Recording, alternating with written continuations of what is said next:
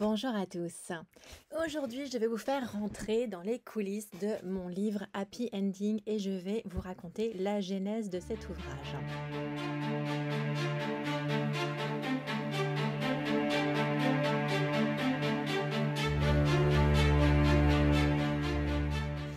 Alors, ce qu'il faut comprendre, c'est que quand j'ai commencé à écrire Happy Endings, du silence, de la prostitution à l'expression de soi, le parcours atypique d'une masseuse érotique, j'étais toujours masseuse érotique. Je n'avais pas du tout tiré un trait encore sur ma carrière. Et mon objectif à moi, en fait, c'était de quitter la prostitution pour aller vers mon travail d'auteur. Mais j'avais pas prévu qu'il y ait un vide entre les deux. Je m'étais dit, je vais écrire le bouquin. Et puis, au moment où ça marche, au moment où je peux avoir des revenus autres que ceux de la prostitution, j'arrête et je me lance dans une carrière d'auteur. Ça ne s'est pas du tout passé comme ça, ce qui est très marrant. J'aime beaucoup cette expression qui dit « si tu veux faire rire Dieu, fais des plans ». Je trouve ça absolument extraordinaire. Mais c'est bien d'avoir des plans, c'est très bien d'avoir des plans, il faut en avoir, mais par contre, il faut aussi être assez flexible sur la réalisation de ces plans. Donc, qu'est-ce qui s'est passé? Moi, on est en avril 2023 et je suis sur un site de rencontre. Je suis célibataire depuis un petit moment et je me dis, tiens, ça pourrait être sympa en ce moment-là d'aller au ciné avec un mec, de se faire des restos et tout. Je ne suis plus boulimique depuis plusieurs mois, 8 ou 9 à ce moment-là.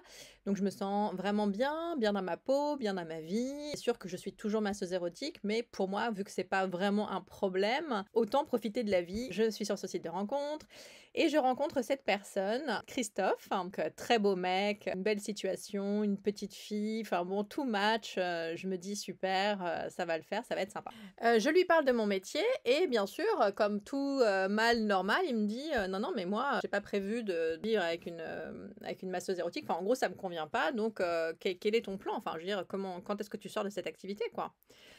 Bon, bah, moi, je lui dis franchement, là, je peux pas trop te donner de date. Il me dit, bah, approximativement. Et je lui dis, bah, écoute, au maximum 2 ans. Bon, bah, sur le coup, 2 ans pour lui, c'était déjà trop. Mais ça n'a pas empêché qu'on a continué à se voir et il s'est dit, bon, bah, pourquoi pas. À ce moment-là, j'écrivais une saga que je publiais gratuitement sur l'atelier des auteurs et je n'avais pas encore prévu d'écrire mon autobiographie au moment où je rencontre Christophe. Et puis en fait, la saga n'était pas finie et puis je me suis dit, le temps de toute la corriger. Je sais pas pourquoi, la saga, tout d'un coup, je me suis dit, c'est pas avec ça que je vais percer dans l'écriture. Je me suis dit, par contre, si je raconte mon expérience de masseuse érotique, peut-être que là, ça va aller plus vite. Et mon objectif à moi, c'était de sortir le plus vite possible de ma situation, puisque j'avais rencontré quelqu'un qui avait un bon profil et je me suis dit, je ne peux pas continuer à être prostituée, donc ok, il faut que je fasse quelque chose dans ce sens. Et je lui ai dit un jour, écoute, c'est super, ça y est, j'ai commencé l'écriture de mon autobiographie, je suis sûre que ça va être la façon pour moi de pouvoir arrêter de vivre de mes revenus de masseuse érotique pour pouvoir vivre de revenus d'auteur. Alors il se trouve que dès que j'ai commencé à écrire l'autobiographie, notre relation s'est terminée. Mais je le remercie encore énormément parce que c'est lui qui m'a donné l'impulsion pour écrire l'autobiographie. J'aime beaucoup cette phrase qui dit, c'est de Albert Einstein, la folie c'est de refaire tous les jours la même chose et d'espérer un résultat différent. Et là, je me suis dit, il faut que je fasse quelque chose de différent. Donc, j'étais sur la saga, je suis passée sur l'autobiographie. C'était un truc différent. Je continue à écrire mon autobiographie et vraiment, pour moi, c'est libérateur, c'est complètement cathartique. Je sens qu'il y a des choses qui bougent en moi, qui remontent et en même temps, ça me fait du bien de partager cette espèce de fardeau, ce truc un peu lourd que je traîne depuis quand même 14 ans. Je suis hyper honnête dans mon autobiographie et en fait, les gens me disent « Ah, c'est super, tu racontes des choses et tout, c'est bien que ce soit derrière toi. » Non, mais c'est pas derrière moi, c'est encore là. Enfin, je veux dire, je suis toujours masseuse érotique, j'écris. Et mes journées, c'était ça. Je me levais le matin hyper tôt, à 5 heures. J'écrivais donc jusqu'à ce que j'aille lever ma fille. Je m'occupais de ma fille, préparer le petit déjeuner, l'emmener à l'école et tout. Ensuite, je revenais, je continuais à écrire, je me préparais pour mes clients. Je faisais en général 1 ou 2 rendez-vous par jour. Entre les rendez-vous, je travaillais à l'écriture. Donc vraiment, j'avais pas encore arrêté mon travail de masseuse érotique. Et je n'avais même pas l'intention d'arrêter mon travail. En juin, j'ai rencontré une nouvelle personne, donc un nouveau date, pareil, super mec, plein de qualités. Clairement, il me dit, l'autobiographie, il n'y a aucun problème pour que tu racontes ton passé, je trouve ça super, libérateur et tout. Par contre, moi, si tu continues à être masseuse érotique, ça va être compliqué, quoi.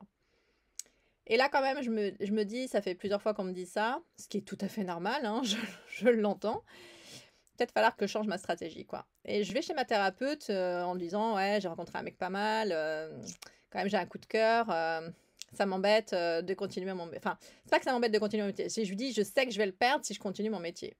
Alors elle commence à me parler, à me dire des choses, et puis d'un coup je l'arrête, et je lui dis, attendez, stop, j'arrête.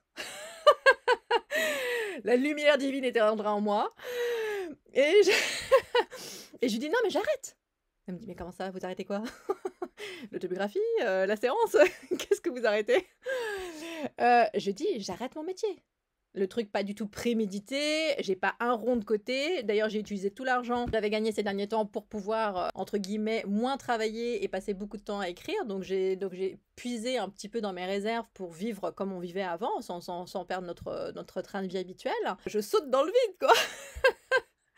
Je rentre chez moi et le soir, je vois ce mec, je vois Mathieu et je lui dis, bah écoute, tu vas être content ou pas, je sais pas, ou en tout cas tu vas être surpris, ça c'est sûr, mais j'arrête mon taf, quoi. J'ai fini ma carrière de masseuse érotique, ça y est. Et l'autobiographie est toujours en cours, je dois être peut-être au 20e chapitre, sachant qu'à la base il y en avait 100, plus de 100, 120, quelque chose comme ça. Finalement, cette histoire avec Mathieu n'a pas duré très longtemps, ça a duré 3 mois, mais je pense que c'était la période dont j'avais besoin pour vraiment ancrer ma décision. Je pense pas que j'aurais fait machine arrière si on s'était séparés avant, mais ce qui est sûr, c'est que ça m'a vraiment permis d'intégrer le truc complètement. D'ailleurs, je disais aux gens, je suis auteur, t'as publié quoi? Que dalle. Donc auteur et perché. Mais en tout cas, pour moi, c'était derrière moi. Voilà, j'ai été masseuse érotique, je ne le suis plus. Donc c'était bien ces 3 mois quand même d'être avec lui. Ça m'a vraiment permis de faire le pont entre les deux. Et finalement, donc je me retrouve au mois de septembre toute seule. J'ai pas de ressources, donc je suis au RSA. Et mon livre n'est pas fini d'écrire. Et ce qui est très drôle, c'est que je raconte tout ça dans l'autobiographie. Au début, je racontais mon enfance, mon adolescence, les éléments qui ont déclenché un petit peu la suite de mon histoire, les éléments qui m'ont formaté, conditionné, voilà, pourquoi à un moment j'ai une mauvaise estime de moi, pourquoi je suis anxieuse, pourquoi je suis stressée, quels sont mes traumas. Enfin, puis finalement, bah, j'arrive à ce moment où la réalité rejoint la fiction, c'est-à-dire que je suis en train d'écrire mon autobiographie, et en même temps que j'écris mon autobiographie, je suis en train de vivre la sortie de mon métier. Et je le partage, je dis voilà, j'ai rencontré quelqu'un, grâce à lui, je sens que je peux faire le grand saut, que c'est OK pour moi. Et c'est ça qui est très drôle, c'est que j'avais pas du tout prévu que ça se passe comme ça. Et finalement, quand je termine l'autobiographie, je mets fin et je dis voilà, je ne suis plus masseuse érotique. J'ai écrit une autobiographie en l'étant encore et en me disant un jour je pourrais ne plus l'être. Et en fait, il s'est passé 2 mois entre le moment où j'ai commencé à écrire l'autobiographie et le moment où je suis sortie de la prostitution. C'est très amusant de se dire que finalement le livre n'a pas été écrit après coup en fait. Il a été écrit pendant. Le livre a vécu avec moi ma sortie de la prostitution et vraiment je pense que c'était une super chose pour moi de commencer à l'écrire même si c'était pas fini. Parce que finalement, je n'ai pas repoussé. J'aurais pu dire oui, mais quand j'aurai fini, quand je ne serai plus masseuse érotique, j'écrirai mon bouquin. Mais en fait, je pense que c'est le chat qui se mord la queue parce que il faut faire le premier pas pour changer ce qu'on ne veut plus et après, les choses se mettent en place. Souvent, on se dit j'attends de voir ce qui se passe pour pouvoir me lancer, alors que c'est exactement le contraire qu'il faut faire. C'est faire le premier pas dans le vide, dans le noir. Alors, on essaye quand même d'avoir un petit peu de point de lumière, mais pas trop. De toute façon, on ne peut pas en avoir plus qu'on ne connaît pas l'avenir. Et se dire, on verra ce qui se passe. Et c'est avec cette confiance en l'avenir, en l'univers que je me suis lancée. Et je ne regrette absolument pas. Je suis toujours au RSA. Et pour moi, c'est tout à fait OK. À aucun moment, je me dis, tiens, je pourrais retourner dans la prostitution pour gagner de l'argent. Non, la page est tournée exactement comme le bouquin. Quand tu le refermes, boum, la page, elle est tournée. C'est derrière moi. Et je suis super contente que ce bouquin ait pris naissance avec mes peurs dans un projet. J'avais peur, j'avais des doutes, j'avais des incertitudes. Et c'est ça, en fait, la vie. C'est qu'on avance malgré les doutes, les incertitudes, les zones d'ombre. On avance malgré le fait qu'on n'ait pas de visibilité. Penser qu'il faut que tout se mette en place avant de se lancer, c'est pour moi la plus grosse erreur. On se lance et on voit ce qui se passe. Et en général, en tout cas de mon expérience, ce que je peux dire, c'est que tout se passe très bien quand on se lance avec de bonnes intentions.